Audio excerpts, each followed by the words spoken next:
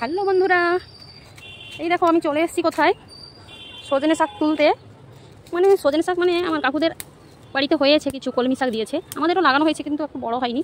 তো শুধু কলমি শাকটা ঘেঁটে যায় প্রায়, তার সাথে কিছু সজনে শাক দিয়ে দিলে ভালো লাগবে, টেস্টটাও একটু দু তিন রকমের হবে আর নানা রকমের শাক দিয়ে দিলে আর কি। তাই আমি দুটো তুলে নিলাম, সজনে শাক তুলে নিচ্ছি। আর আমার মেজো ভাইয়ের বউটা না মানে শাক ভাজাটা খুব ভালো করে, আমার থেকেও ভালো করে, সত্যি বলতে কি আমার থেকেও খুব ভালো করেছে। আমার ভালো লাগে ওর হাতের শাক ভাজা খেতে।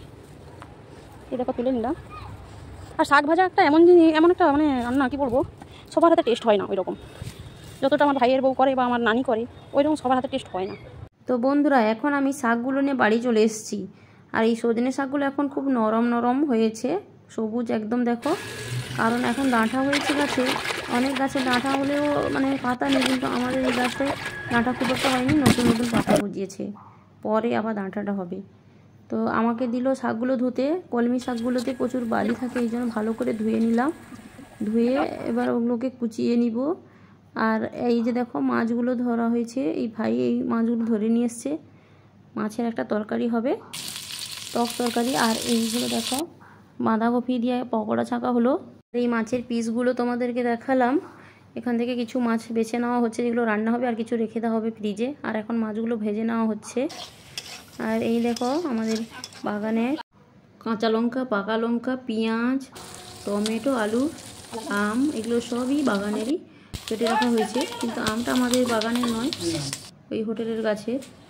আর এখন এই ঢ্যাঁড়সগুলোকে আম দিয়ে ভালো করে কষিয়ে নেওয়া হচ্ছে, মাছের টক হবে। আর এই দেখো এই যে গিমা শাকের একটা চচ্চড়ি করা হয়েছে সজনে ডাঁটা দিয়ে।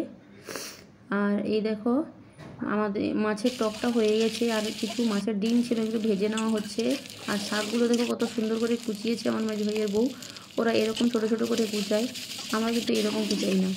তারপরে এই দেখো মাছের টকটা ফুটেই গেল। আর এখন শাক ভাজা করে নিচ্ছে ও।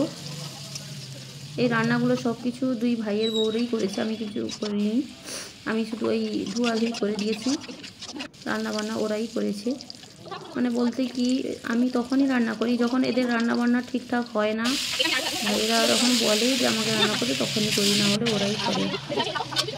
আর আমি তো বাড়িতেই থাকি না, তোমরা জানো, একদিন অন্তর বাবাকে নিয়ে ডায়ালিসিস যেতে হয়, তাই রান্নাবান্না দায়িত্বটা ওদের হাতেই ছেড়ে দিয়েছি।